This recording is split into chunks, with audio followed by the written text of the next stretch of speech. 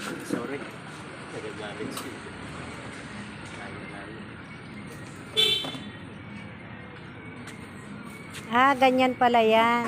Ganyan lang. Tapos sa mga dulo. Kahit sa ang parte din. Ang galing Mga naman. dulo ng daliri niya. Ikaw pala yung vlogger na naghihilot. Opo. Oo. Saka tinuturo ko pati yung paano maghilot. Yan sa vlog ko. Ganyan lang sa kamay. Order nga ako niyan sa Shopee. Yan ang sa, dito yung gitna na daliri, dito sa may kanal na to. Napakarami mo na sigurong natulungan dyan. Oo naman po, 2013 pa ako Ah, nakahilot na eh. sige. Isang Isa ako dekada sa na. followers mo.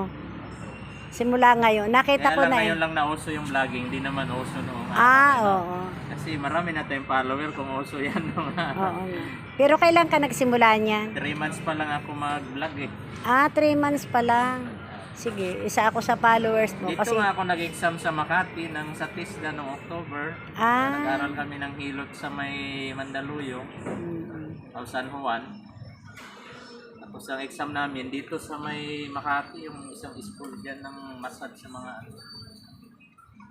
Yan sa may Kalayaan Avenue, yung school. pwede na.